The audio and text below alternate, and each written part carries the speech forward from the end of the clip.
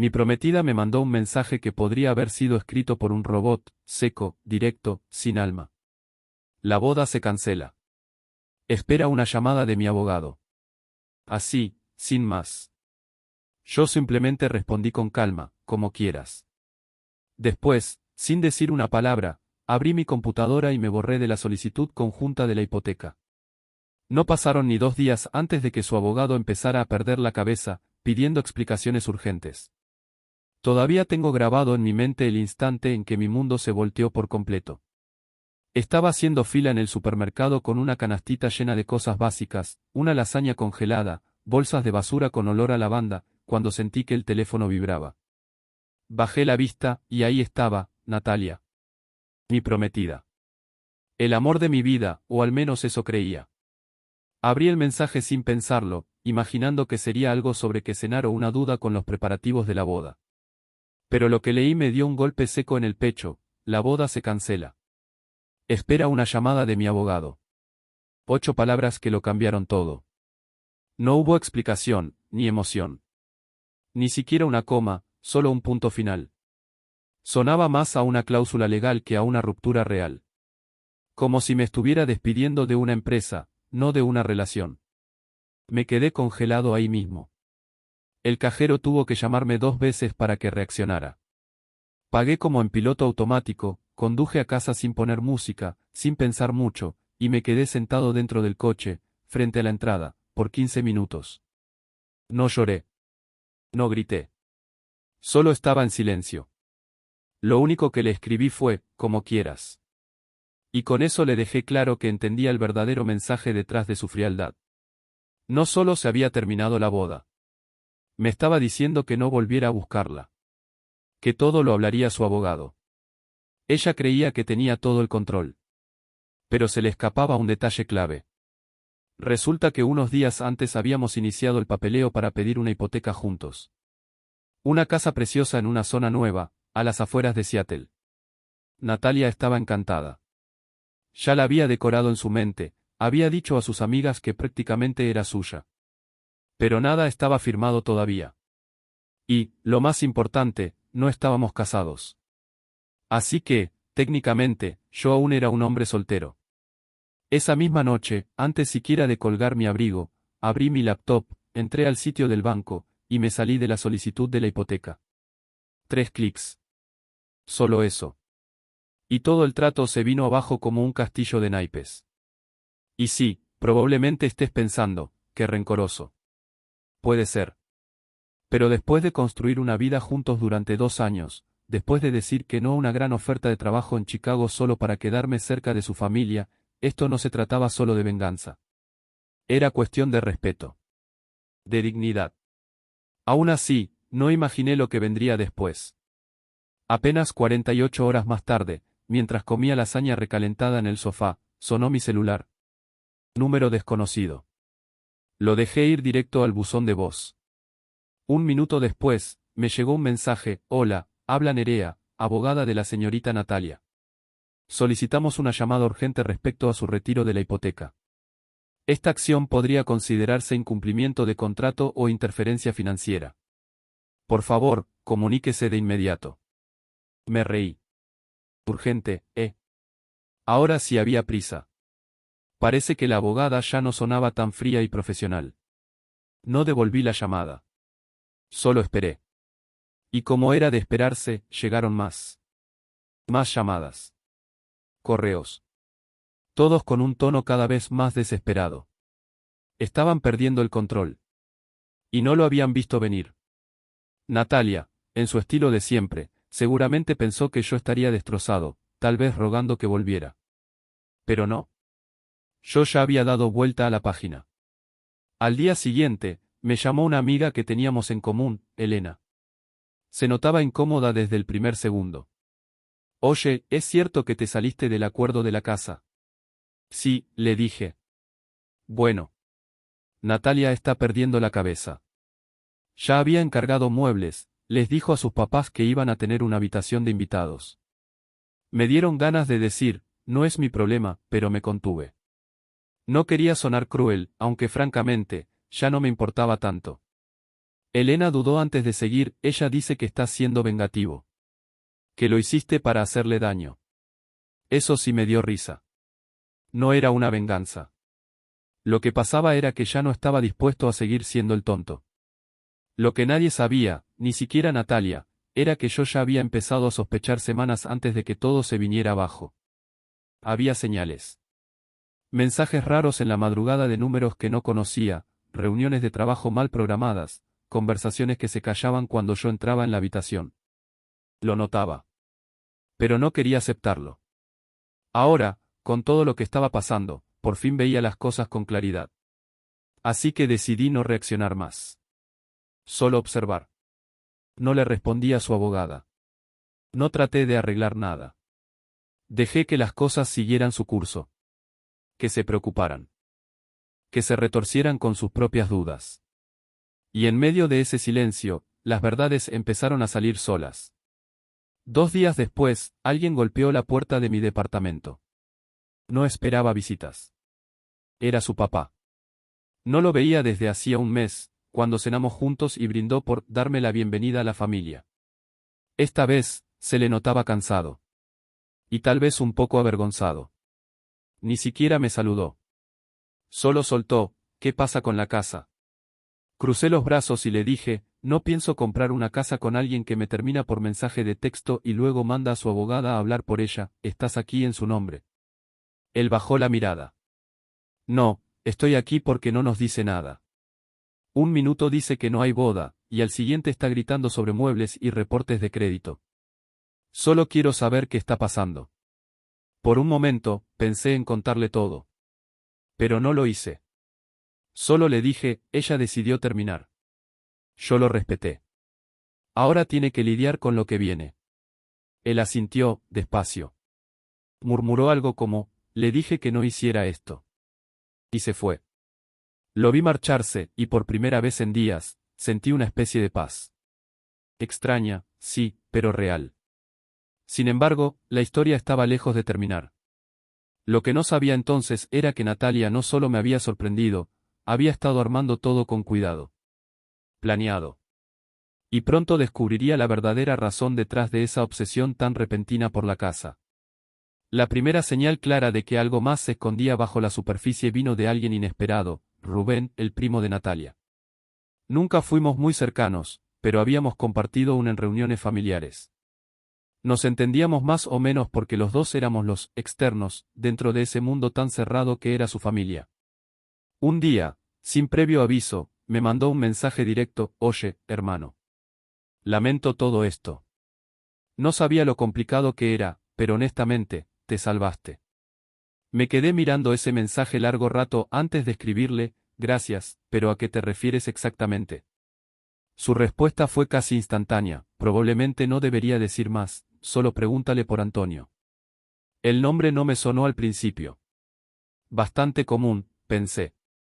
Había conocido a algunos Antonio en eventos del trabajo de ella, o en esas aburridas catas de vino que me obligaba a ir los fines de semana. Pero ninguno destacaba. No respondí. No hacía falta. Algo en el tono de Rubén, tan breve y cuidadoso, como si pisara terreno inestable, me dijo todo lo que necesitaba saber. Este Antonio no era un tipo cualquiera. Él era parte del motivo por el cual Natalia había tirado todo por la borda. Y yo ya tenía una sospecha bastante clara de qué tipo de relación era esa. Entré de nuevo a su Instagram. La mayoría de sus publicaciones estaban privadas ahora, pero algo me llamó la atención, la sección de fotos donde la habían etiquetado. Una imagen, de la fiesta de compromiso de una amiga, saltó a la vista.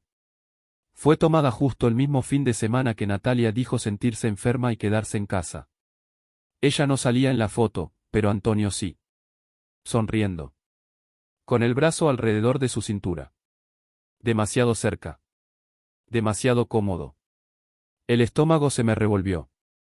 Mientras yo estaba en casa calentando sopa y decidiendo qué tipo de azulejos queríamos para la cocina, ella andaba abrazada con otro tipo, posando para fotos y fingiendo tener gripe. Y en ese momento, algo cambió en mí. Ya no me sentía herido. Me sentía enfocado. Determinado. Ya no se trataba solo de irme. Se trataba de irme limpio. Sin deudas. sin compromisos. Sin que quedara ni una sola huella. Lo primero que hice fue contactar directamente al banco de la hipoteca. Les pedí que dejaran constancia de que mi retiro era definitivo. También les reenvié el mensaje donde Natalia terminaba la relación. Uno de los empleados, fuera de protocolo, me comentó que su abogada ya había llamado un par de veces tratando de que me agregaran de nuevo a la solicitud. Pero ya era tarde. Después hice algo que no había hecho desde que me comprometí, llamé a Miguel, mi viejo compañero de cuarto de la universidad. Ahora es abogado inmobiliario en Chicago. Hace un año, me ofreció trabajo en su firma, pero lo rechacé por Natalia. Ella quería estar cerca de su familia, así que renuncié a esa oportunidad. Le conté que estaba otra vez disponible. Se rió y dijo, por fin. Agendamos una videollamada para el lunes. Y hasta ese punto, ni una sola palabra de parte de Natalia. Lo típico de ella. Nunca enfrentaba las cosas de frente.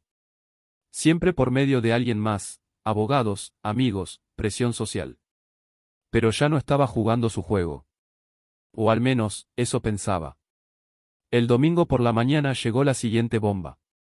Me desperté con 32 notificaciones nuevas. Llamadas, mensajes, correos. Ninguno de ella. Todos del banco. Resulta que alguien había intentado mover fondos desde nuestra cuenta conjunta de ahorros.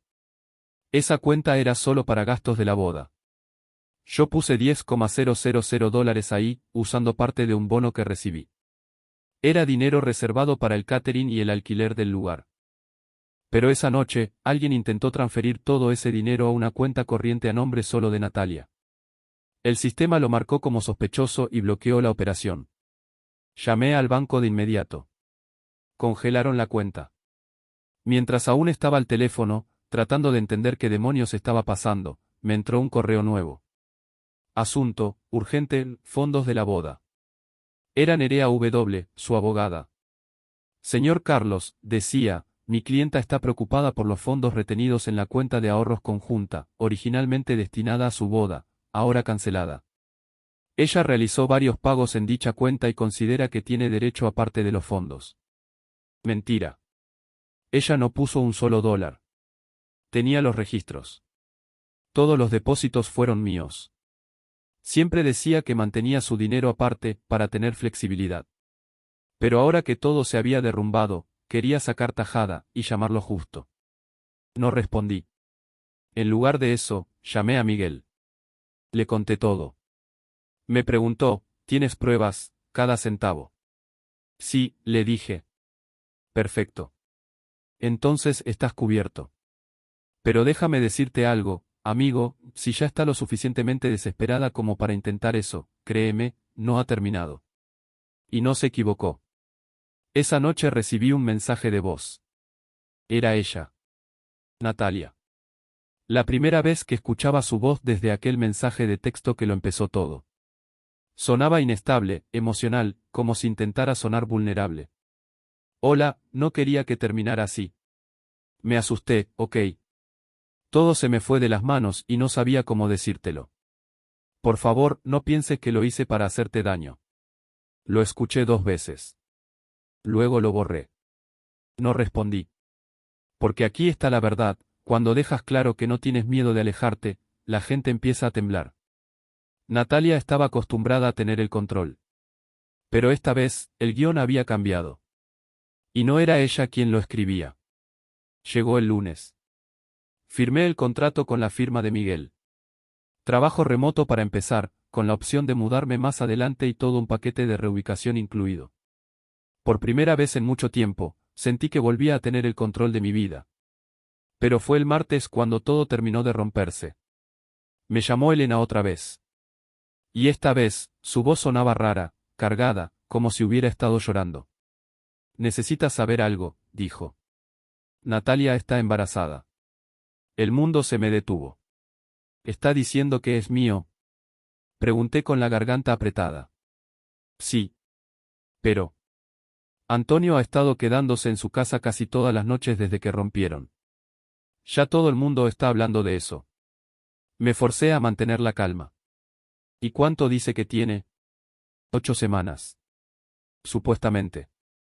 Hice las cuentas mentalmente. 8 semanas atrás, Natalia estaba en una de esas fases suyas de purificación. No me dejaba tocarla.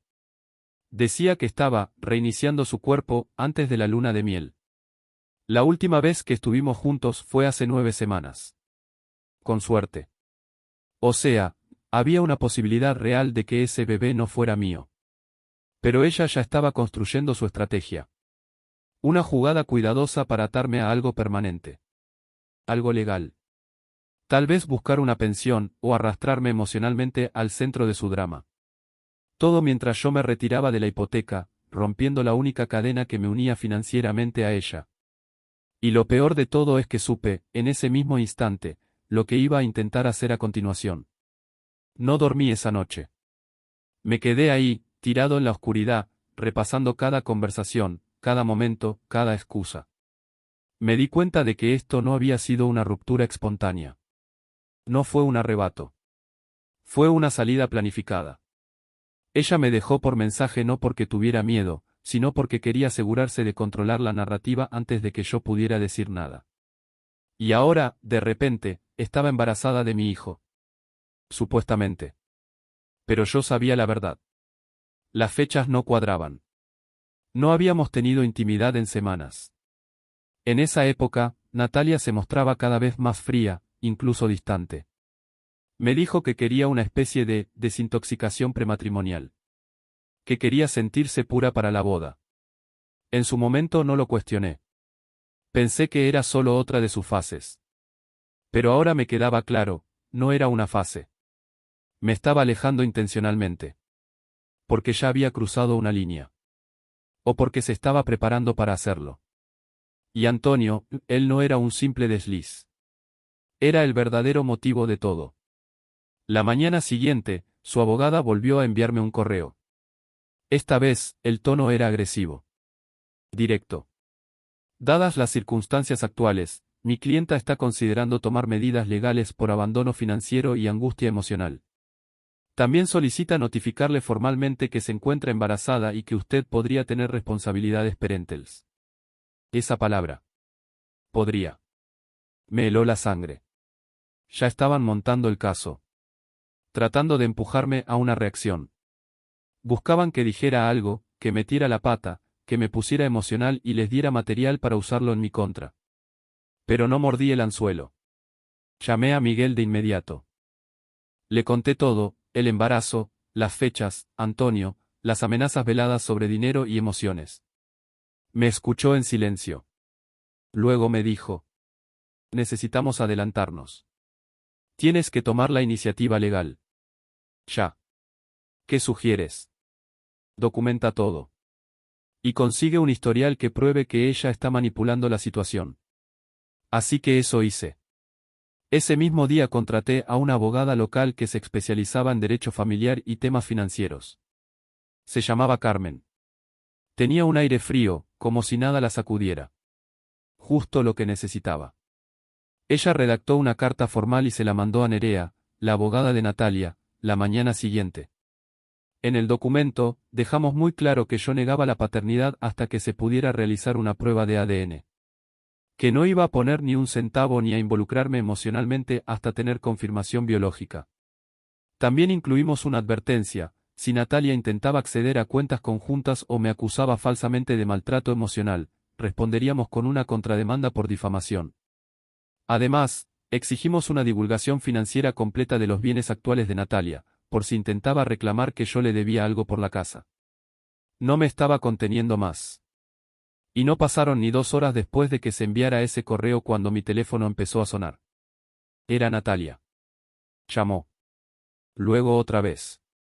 Y otra. 6 veces en una tarde. No contesté. Esa noche, Carmen me avisó que Nerea la había llamado. Dijo que Natalia estaba devastada. Que se sentía atacada. Que deberíamos haber hablado todo esto en privado. Que estábamos haciendo de un asunto personal algo legal. Carmen no se inmutó. Ella hizo esto público, le dijo, el momento en que metió abogados y amenazó con acciones legales. Mi cliente solo está respondiendo. Y aunque me gustaría decir que no sentí nada, la verdad es que lo sentí todo. furia, tristeza, un peso enorme de decepción. Pero, sobre todo, sentí arrepentimiento. No por el final. No porque se rompió lo que teníamos. Sino por todas las señales que ignoré en el camino. Como cuando se negaba a mezclar nuestras finanzas hasta después de la boda. O cuando siempre tenía que aprobar cada evento social. O cuando mencionaba un acuerdo prenupcial y ella se reía, diciendo, que, no confías en mí. Pero lo más doloroso fue darme cuenta de que, en el fondo, una parte de mí todavía quería creer que tal vez había algo que salvar. Que quizá Antonio no era más que un error. Que todo esto era una reacción impulsiva. Pero la realidad, bueno, la realidad siempre encuentra la forma de golpearte justo en la cara. Y ese golpe llegó 2 noches después. No de ella. De Antonio. Eran como las 10 de la noche. Estaba solo en casa, viendo televisión, medio distraído, cuando vi una notificación en Facebook. Un mensaje de un perfil sin foto. Solo un nombre, Antonio. El mensaje decía: tenemos que hablar. No quiero ser parte de ningún juego que ella esté jugando. Me quedé mirando la pantalla. Mis manos temblaban. Y después de un largo momento, escribí. Le respondí con una sola palabra. Habla. Y él lo hizo. Ella me dijo que ustedes ya habían terminado, escribió. Que lo de la boda había quedado atrás hace meses. Que tú solo la estabas ayudando con la casa porque te sentías culpable. Sentí que la sangre me hervía. ¿Qué? ¿Qué diablos? La boda no se había cancelado, hace meses. Estábamos comprometidos hasta el mismo día en que recibí ese mensaje de texto. Ese mismo día. No antes. No después. Punto. Hubo una pausa de unos 10 minutos. Y luego, otro mensaje. Me dijo que le habías pegado. El mundo se me cayó encima. ¿Qué? Sí, dijo que te tenía miedo. Que tenías problemas de ira. Que rompías cosas cuando te enojabas. Me quedé ahí, sin palabras. Atónito. Paralizado. Nunca, jamás le levanté una mano a Natalia. Ni una sola vez. Nunca grité de forma amenazante. Sí, discutimos como cualquier pareja, sobre horarios, sobre cómo ella siempre priorizaba a sus amigos, sobre cómo manejaba nuestra relación como si fuera parte de su agenda semanal. Pero agresión física, nunca. Ni cerca. ¿Tú, crees eso? Le pregunté. Tardó en responder. Pero finalmente dijo. Ya no. A la mañana siguiente, llamé a Carmen y le conté todo. Ella no dudó. De inmediato presentó una declaración preventiva, una especie de escudo legal para protegerme si Natalia intentaba fabricar acusaciones de abuso o manipulación emocional para ganar ventaja en la corte. Todo esto se estaba volviendo más oscuro de lo que jamás habría imaginado. Y entonces, el viernes, llegó un correo que lo cambió todo. Era del banco. No un aviso genérico. Una disculpa personal. Nerea, la abogada de Natalia, había vuelto a contactarlos. Quería saber si había forma de seguir adelante con la hipoteca sin mí. Hasta ahí, normal. Pero lo que no era normal era lo que había intentado adjuntar, un documento supuestamente firmado por mí, donde renunciaba a cualquier derecho financiero sobre la casa. Básicamente decía que me salí del acuerdo por voluntad propia, y sin esperar nada a cambio. Excepto que yo nunca firmé eso. Había falsificado mi firma. El banco lo detectó al instante. Y me lo reportaron. Reenvié el correo a Carmen. Pasaron 10 minutos sin respuesta. Luego me llamó. Esto es fraude, dijo, sin rodeos. Podemos llevar esto a la policía. No lo hice. No todavía. Yo no quería venganza. Solo quería que todo esto terminara. Pero en el fondo, ya sabía que esto no había acabado. Porque Natalia estaba perdiendo el control. Y la gente que se desmorona así, no se calla. La semana que siguió fue un torbellino. Cada día traía un nuevo lío, una nueva jugada, una nueva forma en que Natalia y su abogada intentaban sacudir el tablero. Fue agotador. Pero, en cierto modo, también fue satisfactorio. Ver cómo se le escapaba todo de las manos. Cuanto más trataba de manipular, más se notaba. Y entonces me llamó Elena. Otra vez. Pero esta vez, sonaba asustada. Su voz era apenas un susurro. No vas a creer esto, pero Natalia está diciendo que tuvo un aborto espontáneo. Mi estómago se desplomó. ¿Qué? Dije, sin poder evitar que se me quebrara la voz. Lo publicó anoche. En sus redes. Y ahora todos están mandando mensajes de apoyo, diciendo lo mucho que lo sienten. Dice que perdió al bebé justo después de que ustedes terminaron. Me quedé paralizado. No dije nada. Solo dejé que esas palabras me calaran. La audacia de todo esto me dejó sin aire. Usar un aborto espontáneo, real o no, como una herramienta para borrar todo lo que hizo. Para ganar lástima. Para manipular a la gente. Para convertir la traición en tragedia. Para pintarse como la víctima. ¿Era verdad? ¿Era otra mentira? No lo sabía. Tal vez nunca lo sabría. Pero si sabía una cosa, Natalia estaba desesperada. Estaba tratando de agarrarse de cualquier excusa, cualquier narrativa, cualquier historia, para volver al control de todo esto. Y ahora, esa historia era un supuesto aborto espontáneo. Poco después, Nerea, su abogada, volvió a llamar a Carmen. Pero esta vez, el tono había cambiado por completo. Ya no eran demandas ni amenazas. Era conciliación.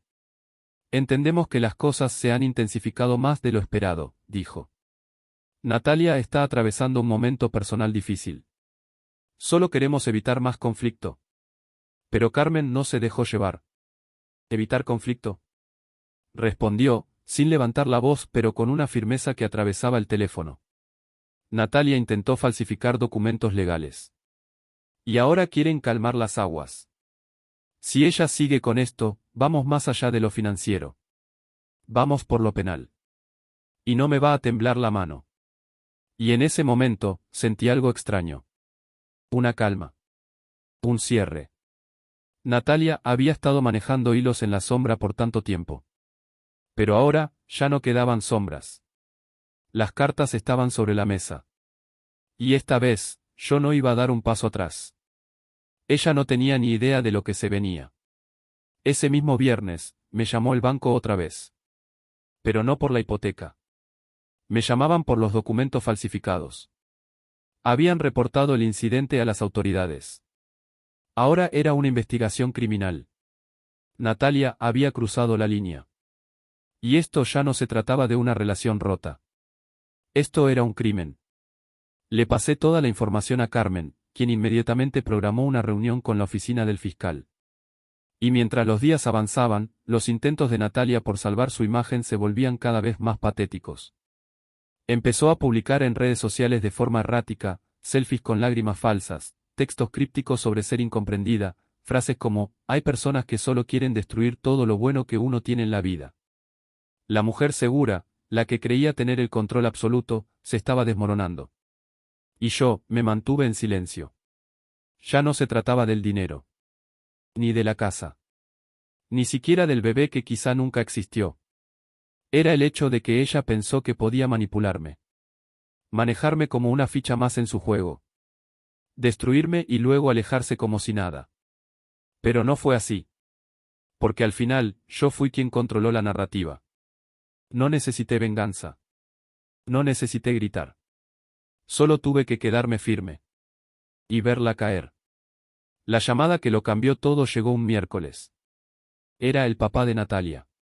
Otra vez. Pero esta vez, su voz era distinta. Ya no sonaba como el tipo frío y correcto que intentaba actuar como mediador.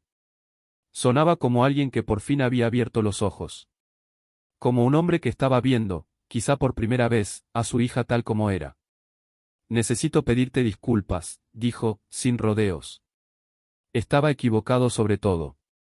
Debí notar que algo no encajaba. Natalia, nos ha estado mintiendo a todos. Tuve que sentarme. Me costaba procesar lo que estaba escuchando. Años. Años tratando de ganarme el respeto de ese hombre. De demostrarle que yo era lo suficientemente bueno para su hija. Que podía ser parte de su familia. Y ahora resulta que yo también había sido solo otra pieza en su juego. Entonces me lo soltó todo. Que Natalia ya se veía con Antonio desde antes de que cancelara la boda. Que las historias del embarazo, el aborto espontáneo, todo, había sido un teatro para manipular a todos los que la rodeaban. Que incluso había pedido dinero prestado a sus propios padres para sostener la mentira. Durante todo ese tiempo, estuve ahí. Invirtiendo mi vida, mis planes, mi amor, mientras ella jugaba conmigo como si fuera una ficha de ajedrez. Lo siento mucho, repitió. Voy a hacer lo que pueda para arreglar esto. Vamos a arreglarlo. No supe qué decir. Parte de mí quería gritarle.